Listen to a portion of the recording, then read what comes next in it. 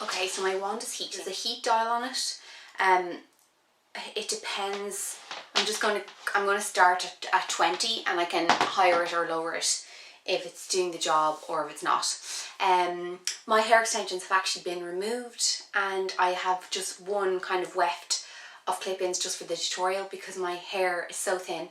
So this bit here, there's kind of one row there, but the rest is my thin hair, and it's being cut off after this video. I use one of these soft brushes for backcombing, just to add a bit of volume into your hair, and just any sort of a clip that you can clip your hair up, and some hairspray and some heat protectant. I'm just using the Lee Stafford one just because it's what I have there. So I'm going to just take the bottom layer of hair. Now, if your hair is very thick, you'll want to section your hair off into 3. My hair is too thin for that, so I'm just going to stick to 2. I'm going to take a small section. If you want looser waves, take bigger sections of hair, and if you want tighter waves or curls, use a smaller section of hair. So I'm just going to use maybe about an inch and a half. I'll heat protect the bottom layer first. Comb it through. And I do kind of like just one little spritz of hairspray and comb through as well, because I do. Okay, so you want to start, I wouldn't start at the root, start about 3/4 way up the hair on the wider part of the barrel, and I'm going to twist the hair around. But as I'm twisting the hair around, you kind of keep it as firm as you can. As you're twisting it, also twist your hair and hold that end piece. And I tend to hold these in for about 10 seconds because I just want loose waves. I'll just continue on the same way. You can also hairspray afterwards, but I'm in the habit of doing it this way.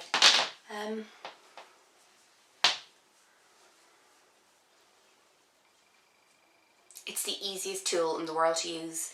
Like, it's so, if you bring one of these on holidays, you could just, you know, have a shower, let your hair dry naturally, and then it literally take 5 minutes and your hair looks like you've been to the hairdressers.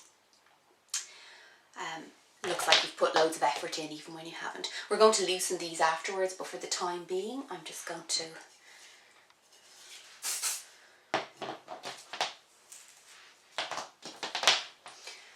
you can, generally when you're curling around your face, you want to curl away from your face, but for the back, I tend to just alternate kind of one forward, one, so I start back at the face and then I go one forward, one back, one forward, one back, just because you can end up with waves, with one big giant wave, if you go all in the same direction. So my hair is so thin, like that's the bottom half of my hair almost done.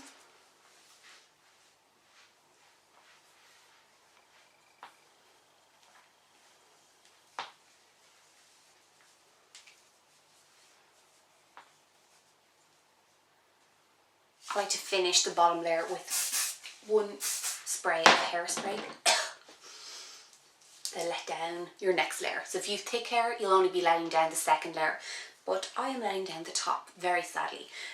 Because I have quite shorter layers at the front, sometimes I just get some hairspray and twist some of these bits, spritz a bit on the end of a chunk and twist it into the rest of the hair, and then add a little bit more volume. I don't always add more. Again, we'll loosen these at the end, but I am going to add a few in.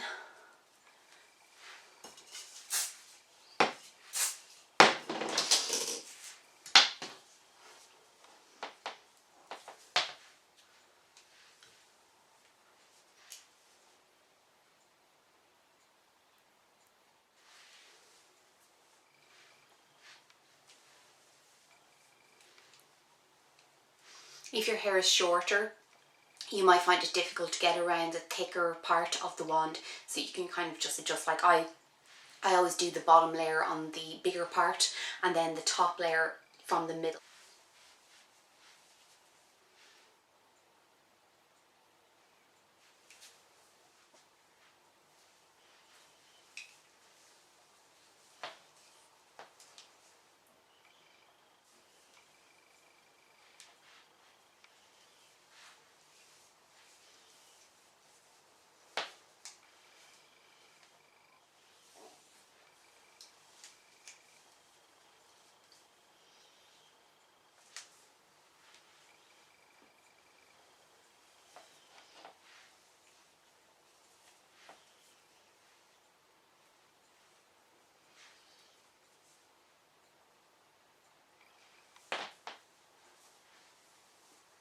The front section of my hair is too short to kind of bring back this way. I do sometimes, but I'm actually just going to curl it under a little this way today.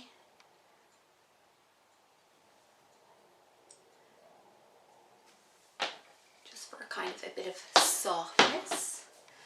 Okay, then another layer of hairspray.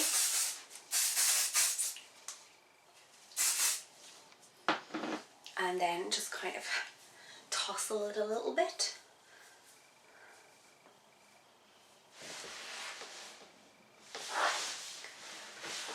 Turn around.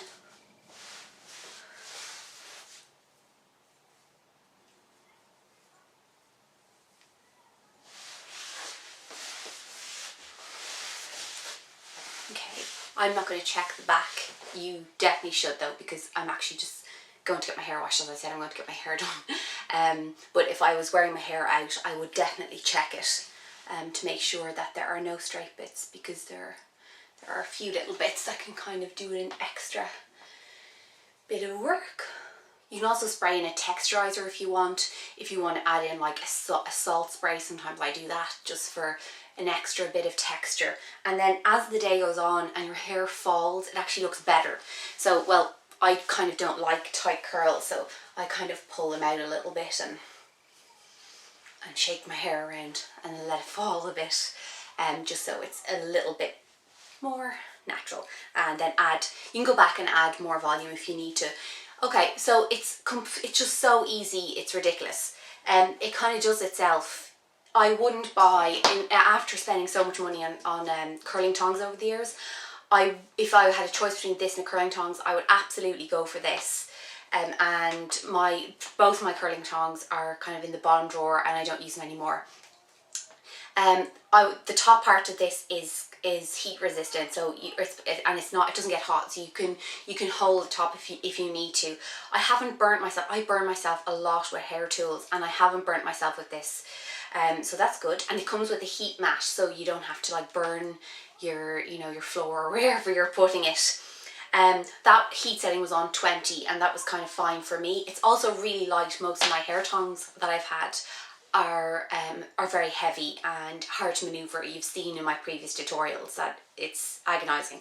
So this is really light. I wouldn't go away without this. As I said, I am getting my hair cut up a little bit because the ends are just so thin that it looks really, really silly. So I kind of want to let it get healthy and thick again. So I was thinking I might do a tutorial when my hair is shorter on how you can wear kind of waves and curls with shorter hair. So I may do that. If you have an interest in that, you can let me know, because not everyone has medium to long hair.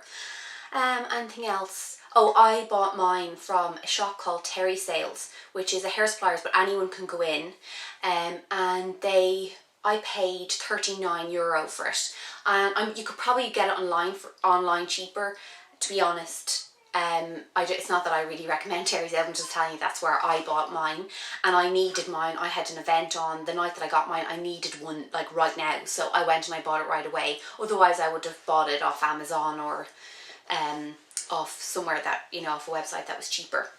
I like that there's varied heat settings. You don't often get that in curling tongs, and I like that there's no prong thing. I hate them. I would say that I've heard people saying this is completely foolproof, and it kind of is, except I am a fool. Because the first time I tried it, I didn't use it up this way. I used it down this way, like I kind of used to wrap my my hair around my old kind of barrel curling tongs. That doesn't look so great on me when I do that. When I did it, it looked really full, and it looked kind of a little bit 80s or something, and I actually brushed it right out. So I definitely recommend keeping it up this way and not doing it this way, as I did. It also has a really long cord, which is really useful. It's little things like that that you don't think of when you're buying products that actually make a difference, because things like that can be really annoying. It also comes with a little glove for your index finger and your thumb so that you don't burn your hands, because you have to hold the hair on the end. But I haven't burnt myself, to be honest, because you have resistance. You just won't. And like, I'm the most accident prone person in the world. If anyone was going to have a fire or a third degree burn, it would be me. So I hope this was helpful, and thanks to everyone who requested it, and to anyone, all the girls who messaged me and commented and sent emails asking me, do I recommend that? Absolutely. So thanks a million for watching and requesting this, and I hope the quality is okay. I had to actually use my old camera today, which I know isn't the same, so I will go back to using the other one, but I just couldn't today. Alright, so have a great day, everyone.